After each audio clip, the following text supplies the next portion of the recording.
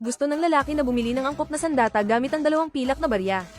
Ngunit mapang-uyam na sinabi sa kanya ng may-ari na sa kaunting perang iyon. Maaari lamang siyang pumili ng isang basurang sandata mula sa bar aisles doon. Hindi pinansin ng lalaki ang pang-iinsulto ng may-ari. Sa halip ay isa-isang ginamitan niya ng appraisal ang mga sandata sa bar aisles. Gaya ng inaasahan, puro mga sira na may durability at lakas na 0. Nang akmang susuko na siya. Isang kakaibang hugis na itim na lumang espada ang nakakuha ng kanyang atensyon. Ngunit bago pa magamit ng lalaki ang appraisal, isang kakaibang pangyayari ang naganap. Hoy, ikaw! Nagsasalita ito. Inisip ng lalaki na nananaginip siya. Agad niyang ginamitan ng appraisal ang lumang espada. Green, ang one-handed sword. Siguradong hindi ka lugi. Bilhin mo ako, gluttony. Paano mo nalaman? Dahil pareho tayo ng uri. Pareho tayo ng uri. Nang marinig ang mga salitang, pareho tayo ng uri, ang lalaki ay biglang naalala ang kakaibang nangyari kagabi. Ang bida, si Faith, ay isang basurang nabubuhay sa pinakaibaba ng lipunan.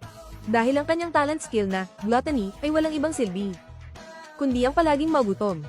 Ang kanyang level at attributes ay nakakaawang isa lamang. Dahil dito, ang pangarap niyang maging mandirigma ay hindi niya magawa kahit ang pangangaso ng mga goblin. Nabubuhay lamang siya sa pamamagitan ng pagbabantay ng gate para sa 3 banal na kabalyero ng pamilyang Berelica, kapalit ng ilang tansong barya. Ang 3 magkakapatid na ito, bagamat may talento, ay arogante. Tuwing binabayaran nila ang bida, lagi nila itong iniinsulto. Ginagamit din nila ang bida bilang punching bag para sa kanilang kasiyahan. Hindi matagalan ng babaeng banal na kabalyero, na si Roxy ang kanilang kalupitan, kaya madalas niya itong ipagtanggol. At itinuturing naman siya ng bida bilang kanyang diyosa. Ngunit dahil dito, lalong ayaw ng bida na madamay si Roxy dahil sa kanya. Kaya lahat ng paghihirap ay tinitiis niya na lamang. Nag-aalala ang kanyang kaibigan na baka matulad siya sa sinapit ng dating bantay na pinahirapan hanggang mamatay. Ngunit wala nang ibang mapagpipilian ng bida. Habang pauwi galing sa tavern, ang bida ay aksidenteng nakakita ng mga magnanakaw na pumapasok. Agad niya itong iniulat kay Roxy. Inutusan ni Roxy ang bida na bantayan ang gate, habang siya naman ay mag-isang huhuli sa mga magnanakaw. Pagkatapos ng ilang ingay ng labanan, inakala ng bida na tapos na si Roxy. Ngunit hindi niya inaasahan na isang sugatang magnanakaw ang tatakbo papunta sa kanya. Instinctively nais tumakas ng bida. Ngunit para hindi madamay si Roxy, sa wakas ay naglakas loob siya. Isang tira lang, at namatay ang magnanakaw. At dito naganap ang isang mahiwagang pangyayari. Nag-activate ang gluttony skill ng bida. Bagamat level 1 pa rin, ang kanyang attributes ay tumaas ng 100 beses.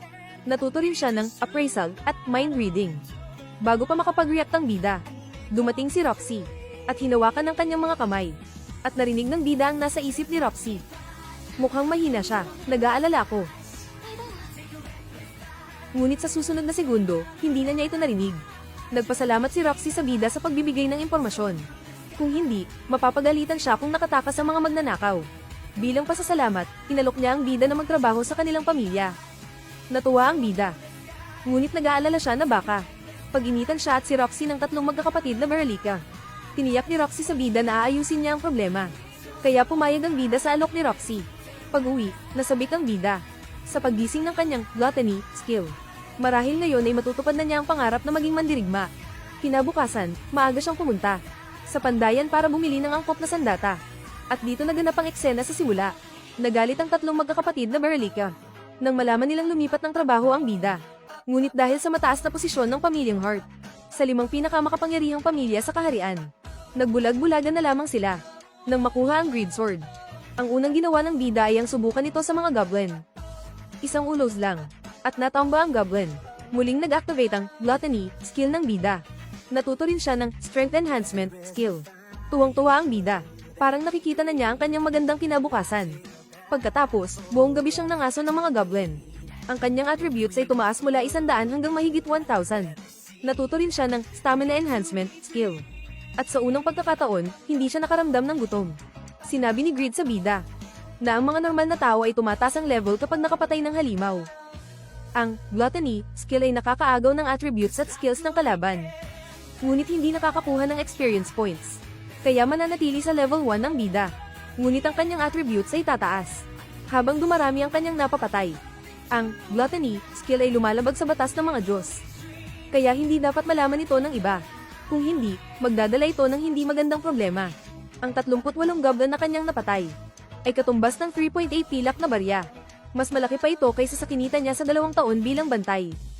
Papunta na sana siya para kumain ng inihaw na karne na hindi niya natikman sa loob ng 5 taon. Nang may bumangga sa kanyang lalaki mula sa eskinita. Mukhang mabagsik ang lalaki at may hawak na batang babae. Takot na takot ang bata at hindi makapagsalita. Ngunit dahil sa mind reading, narinig ng bida ang sigaw ng bata na humihingi ng tulong. Ginamitan ng bida ng appraisal ang lalaki.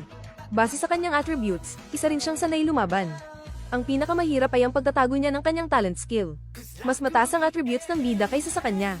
Ngunit hindi siya basta-basta kikilos hanggat hindi niya alam ang kakayahan ng kalaban. Tinanong ni Grid ang bida kung ano ang gagawin niya. Ano pa ba? Hindi ko siya pwedeng pabayaan. Sinundan ng bida ang lalaki papunta sa isang abandonadong bodega. Narinig niya mula sa lalaki na ibibigay niya ang bata sa banal na kabalyero bilang laruan. Humahagulgol na ang bata. Pinayuhan ni Grid ang bida na huwag makialam. Ngunit naawa ang bida sa sinapit ng bata. Alam niya ang pakiramdam ng inaapi. Tutulungan niya ang bata. Nagising ang lalaki. At nakitang naging kulay dugo ang kanyang mga mata. Nakaramdam din siya ng matinding gutom. Sigurado siyang may kinalaman nito sa nangyari 2.5 araw na ang nakalilipas. Si Faith, na dating isang basurang tao, ay nagising ang gluttony skill matapos unang makapatay. Hindi lamang niya nilamon ang kaluluwa ng kalaban, kundi sinipsip din niya ang attributes at skills nito, gamit ang appraisal at mind reading. Nahanap niya ang magic sword na si Greed sa pandayan. Pagkatapos, nakita niya ang batang babae na dinukot ng mga human trafficker. Nang ililigtas na niya ang bata, bumalik ang human trafficker. Kayang-kaya ng bida na talunin ang human trafficker sa kanyang kasalukuyang lakas. Ngunit para hindi madamay ang bata, nagkunwari siyang tatakas. At pumunta sa isang dead end. Ginawa niya itong parang na-corner na siya. Nang akala ng kalaban ay panalo na siya at magpapakitang gilas na. Biglang sinipa ng bida ang isang kahon. At sinurpresa ang human trafficker. Nagalit ang kalaban nang masugatan ang kanyang mukha. At gagamitin na sana ang kanyang special attack. Nakita ni Grid na ito ay ang mapanganib na sharp blade skill. Inutusan niya ang bida na hatawin ng kalaban kasama ang espada. Agad sumunod ang bida. Natamba ang human trafficker. Pinilit ng bida na umamin ng kalaban. Na si Head, isa sa 3 magkakapatid na Baralika, ang bumibili ng mga bata para gawing laruan. Dinala ng bida si Sahara para kumain ng karne sa unang pagkakataon. Tuwang-tuwa si Sahara. Tulad ng dating bida, isa siyang mababang uri na may walang kwentang skill. Iniwan siya pagkapanganak. Sinabi ng bida sa kanya ang sinabi ng kanyang ama sa kanya noon. Kahit gaano kahirap ang buhay, ngumiti ka lang at darating din ang kaligayahan. Pagkaalis ni Sahara, napansin ng bida na lumakas ulit siya. Natuto rin siya ng conceal talent at one-handed swordsmanship skills. Kinabukasan, pumunta ang bida sa mansyon ng pamilyang Hart suot ang kanyang bagong damit. Nakakamangha ang karangyaan ng lugar. Mas lalo pang gumanda si Roxy sa kanyang bagong damit. Ang kakaiba lang ay may puntod sa hardin. Nalaman niya kay Roxy na ang kanyang ama at ang kanyang mga kasama ay inatake ng Sky Dragon sa Galia 5 araw na ang nakalilipas at walang nakaligtas. Simula ngayon, siya na ang magiging pinuno ng pamilyang Hart. Hiniling ni Roxy sa bida na tulungan siyang ibangon ng kanilang pamilya. Pumayag agad ang bida, ngunit nang akmang magkakamayan na sila, binawi ng bida ang kanyang kamay. Naisip niya kasing nakakahiya na marinig ang nasa isip ng kanyang Diyosa. 55,166 bitling mas mahigit mabilis na nasanay ang bida sa buhay sa pamilyang Hart. Mabait din ang pakikitungo niya sa kanyang mga kasamahan. Ngunit hindi niya alam kung bakit pabilis ang pagkagutom niya. Minsan, habang nakikipag-usap kay Roxy, bigla na lang siyang nahilo dahil sa gutom. Pagkagising niya, nakita ng bida na naging kulay dugo ang kanyang mga mata. Sinabi ni Grid sa bida na kapag natikman na ng gluttony, skill ang lasa ng kaluluwa. Hindi na ito mapipigilan. At lalakas ng lalakas ang pagnanasa nito sa kaluluwa. Kung hindi regular na makakakain ng kaluluwa, mababaliw ang may-ari nito. Nang gabing iyon, sumama ang bida sa pangangaso ng mga goblin. Habang nakikipagkita sa ibang mandirigma, naamoy niya ang masarap na amoy ng kanilang mga kaluluwa. Sinabi ni Grid sa bida na ito ay dahil nasa hunger enhancement state siya. Ito ay isang temporary boost ng gluttony skill para mas madaling makakain ng kaluluwa. 30,766 bitling mas mahigit dahil dito, nakakakita ng malinaw ang may-ari nito. Kahit gabi, nakakaamoy din ito ng kanyang mga prey. Ang pinakamaganda ay, kaya nitong paralisahin ng mga prey na may mababang attributes. Parang pinaglalaroan na lang ng bida ang mga goblin ngayon. 41,633 gitling mas mahigit ngunit hindi na sapat ang mga mahihinang halimaw na ito para sa gluttony. Sa tulong ni Grid, pinatay ng bida lahat ng goblin sa kanilang pugad. Dito lang nawala ang hunger enhancement state niya. Biglang lumindol. Isang mapanganib ngunit masarap na amoy ng kaluluwa ang dumaan sa tabi ng bida. Ito ang Goblin King, ang pinakamalakas sa kagubatan. Level 30 ito, ngunit hindi nalalayo ang attributes nito sa bida. Kaya niya itong labanan. Ang problema lang ay may auto-heal skill ang Goblin King. Kung tatagal ang laban, mapapahamak ang bida. Ngunit gusto ng bida ang masarap na talent skill na ito. Habang kumakain ng Goblin King, sinurpresa ito ng bida mula sa likod. Agad niyang naputol ang isang braso ng Goblin King. Nagulat ang bida sa kanyang sariling lakas. Nagalit ang Goblin King at inatake ang bida. Ngunit naiwasan lahat ito ng bida. Sa tulong ni Greed, gumanti ang bida. 2 rounds lang at natalo niya ang Goblin King. Pagkatapos kainin ang kaluluwa nito, dumobol ulit ang attributes ng bida at natutunan ng automatikong pagpapagaling. Ngunit hindi pa siya nakapagdiwang. Hiniling ni Greed sa bida na i-unlock ang unang anyo nito. Ang kapalit ay ang pag-aalay ng lahat ng kasalukuyang stats. Hindi inaasahan ng bida na ganito kalakas kumain ng demonyong espada. Agad niya itong tinanggihan. Ngunit sinabi ni Greed na kung hindi susunod ang bida, mawawalan siya ng karapatang gamitin ito. Magiging malakas ba siya ng mag-isa o kasama ang demonyong espada? Pinili ng bida ang huli. At siniguro ni Greed na hindi bibigwin ng bida. Matapos ialay ang lahat ng stats, naglabas si Greed ng kakaibang liwanag. Sa isang iglap, ito ay nag-evolve mula sa isang demonyong espada patungo sa isang demonyong pana. Hiniling ni Greed sa bida na subukan ang kapangyarihan nito sa isa pang Goblin King. Hinailan ng bida ang bowstring. Isang magic arrow ang agad na lumitaw. Ang magic arrow ay otomatikong tumutok sa target nito. Sa isang kisap mata, ang isa pang Goblin King ay natalo rin ng bida. Ang galing. Nang gabing iyon, ang lahat ng kinita ng bida sa Pangangaso ay ibinigay niya sa monasteryo kung saan naroon si Sahara. Gamitin ninyo ito para makakain ng marami. Dahil inialay niya ang lahat ng stats kay Greed, napilitan ng bida na bumalik sa beginner village para mag-grind ng mga goblin. At para mapalakas pa ang kanyang stats, bago dumating ang Holy Night. Hindi na iniiwasan ng bida ang ibang mandirigma. Ito ang dahilan kung bakit nakumpirma na siya bilang isang leech. Kinabukasan, sumama ang bida kay Roxy sa ubasan ng Pamilya Heart. Dito nakalagak ang magagandang alaala ng pagkabata ni Roxy. Dito siya nagmula sa isang batang babae na umiiyak kapag nakakakita ng gagamba, at lumaki bilang isang matapang na Holy Knight. Nalaman ng bida mula sa mga trabahador na bumabalik si Roxy dito minsan sa isang taon para tumulong sa pag-aani, at higit sa lahat, para tulungan ng bukid na puksain ng mga halimaw. Dahil tuwing panahon ng anihan, ang mga doghead ay dumarating para magnakaw ng mga resources. Nang marinig ito, kumulo ang tiyan ng bida. Akala ng mga trabahador ay nagugutom siya dahil sa pagod. Ngunit siya lang ang nakakaalam na ito ay ang gluttony na nagpapadala ng senyales para manghuli. Habang pauwi, nakakita ang bida ng isang babaeng may puting buhok na may malaking palakol. Base sa kanyang kasuotan, hindi siya taga rito. Nang magkasalubong sila, tinawag ng babaeng may puting buhok ang bida. Nagulat ang bida nang lumingon siya. Dahil ang babae ay may parehong pulang mata tulad niya kapag nasa hunger enhancement state. Ginamit ng bida ang appraisal skill. Ngunit walang epekto sa babae. May kailangan ka ba? Parang masyado pang maaga. Anong masyadong maaga? Hoy. Sinusundan ko ang mga doghead. Pero ibibigay ko na lang sa'yo. Kaya may utang ka na sa akin. Magkita tayo ulit. Pagkasabi nito, umalis ang babaeng may puting buhok nang hindi lumilingon. Alam ng bida na siguradong kilala ni Greed ang babae. Dahil kahit hindi tinatanong ng bida, madaldal si Greed. Ngunit ngayon, hindi ito umimik.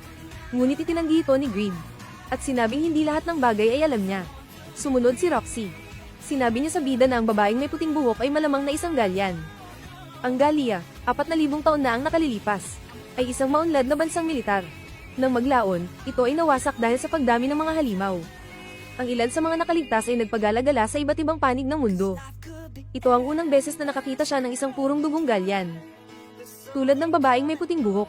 Habang nakatingin sa magandang likod ni Roxy, nag-alala ang bida kung mapapahamak ba siya. Sa pagharap sa mga halimaw ng mag-isa, sinabi ni Roxy sa bida na huwag mag-alala. Sasamahan siya ng mga mandirigma ng teritoryo. Isa pa, ang mga doghead ay madali lang para sa kanya bilang isang Holy Knight. Nang gabing iyon, sinalakay ng mga doghead ang bukid. Sinundan ni Roxy at ng bida ang mga bakas, at natagpuan ang kampo ng mga doghead. Nang mga atake na si Roxy, isang hindi pa nakikitang doghead ang tumalon mula sa mga palumpong. Base sa laki at kulay nito, isa itong elite. Hindi na makapaghintay ang gluttony. Gamit ang appraisal skill, natuklasan ng bida na ito ay isang level 50 named monster na tinatawag na Wailing Howler. Sinabi ni Grid sa bida na ang named monster ay isang malakas na halimaw na ipinanganak mula sa matagal ng puot. Lubhang mapanganib ito. Malamang na hindi ito kayang talunin kahit ng isang Holy Knight tulad ni Roxy. Nang marinig ito, umatras ang mga mandirigma ng teritoryo. Ngunit siniguro ni Roxy na walang alam sa panganib sa lahat. Na matatalo nila ang halimaw kung sasama sila sa kanya bilang isang Holy Knight. Naguguluhan ang bida. Sa kasalukuyan niyang lakas, hindi niya kayang talunin ang named monster. Ngunit ayaw niyang panoorin na lang na mapahamak si Roxy. Hindi hahayaan ng isang mabuting lalaki na masaktan ng babaeng mahal niya. Nang gabing iyon, mag-isang sumugod ang bida sa teritoryo ng mga Doghead. Ang plano niya ay kainin ng mga minions habang pinapalakas ang kanyang stats. Pagkatapos niyang maubos ang lahat ng minions, gagamitin niya ang nakuha niyang stats para labanan ang boss. Pagkatapos, pinag-transform niya si Grid bilang isang demonyong pana. At sinalakay ang mga Doghead. Hindi nagtagal, naubos ang mga minions. Umabot na sa 100,000 ang stats ng bida. Pinaputukan niya ang boss ng 2 magic arrow. Ngunit madali itong naiwasan ng boss. Sinabi ni Grid sa bida na umatake ng malapitan. Ngunit hindi umiiwas ang boss. At gumamit pa ng Konjin, isang martial arts technique. Ito ay isang malakas na atake na kayang tumagos sa armor. Nagalinlangan ng bida. At nasugatan sa balikat ng isang Doghead na sumalakay mula sa gilid. Mabuti na lang at mayroon siyang automatic healing skill. Kaya hindi siya nawalan ng lakas. Gumamit ang boss ng ultimate skill. At itinapon ng bida sa ilog. Susugurin sana siya ng isang Doghead. Ngunit pinutol ng bida, na nagkukunwaring nawalan ng malay, ang isang braso nito. Muling umatake ang boss. Dehado ang bida. Nakita ito ni Grid at inutusan ng bida na ialay ang 10% ng kanyang stats para magamit ang first stage ultimate skill. Sige, kunin mo na.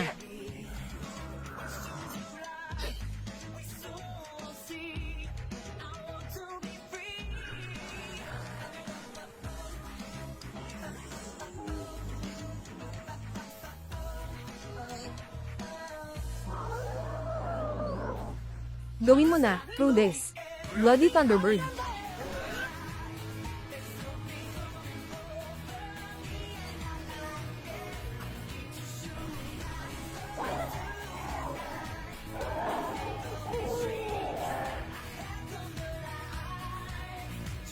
Hirap na natalo ng bida ang named monster. Ngunit may nangyaring hindi inaasahan habang nilalaman niya ang kaluluwa nito. Nakaramdam ng kakaibang excitement ang katawan ng bida. Naging pula rin ang kanyang kanang mata.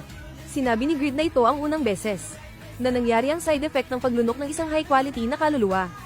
Kinaumagahan, nakita ng lahat ang mga bangkay ng Doghead at ang malalim na hukay sa lupa. Naguluhan ng lahat. Ang tanging naisip ni Roxy ay ang babaeng Galyan na nakita niya kahapon. Dahil nabalitaan na mas malakas ang mga Galyan kaysa sa mga Holy Knight. Nakahinga ng maluwag ang bida nang marinig ito.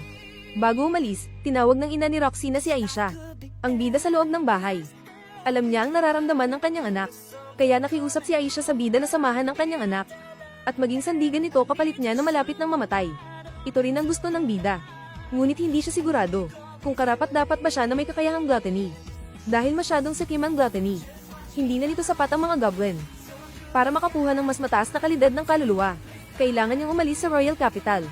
Nabalitaan ng bida sa tavern na si Rudis Greyrat. Isa sa magkakapatid na Greyrat ay inatas ang puksain ng Lich.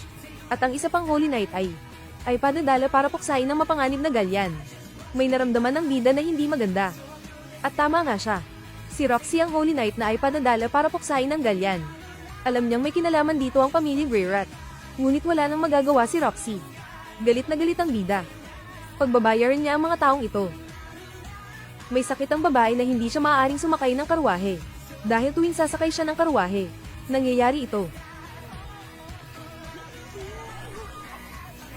At tumakbo ang babae ng 200 kilometro para kunin ang isang bagay mula sa bida.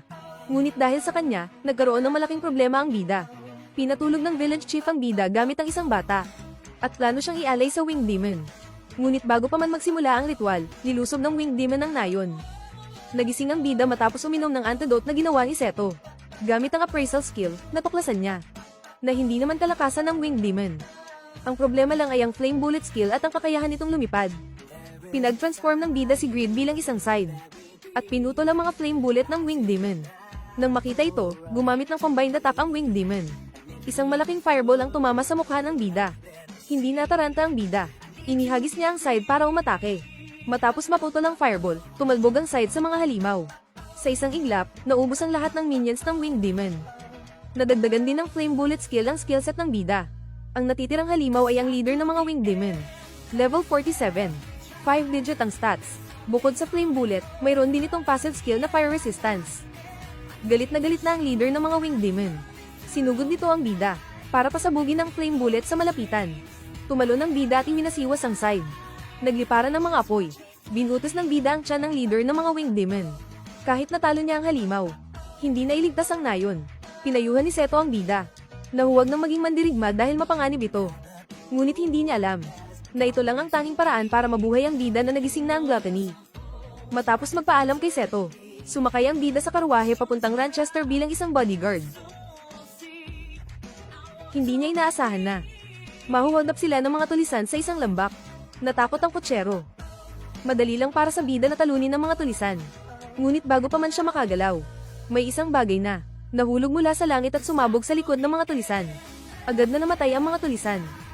Nang mawala ang usok, nakita ng bida na ang dumating ay ang babaeng Galyan, na nakita niya sa bukid.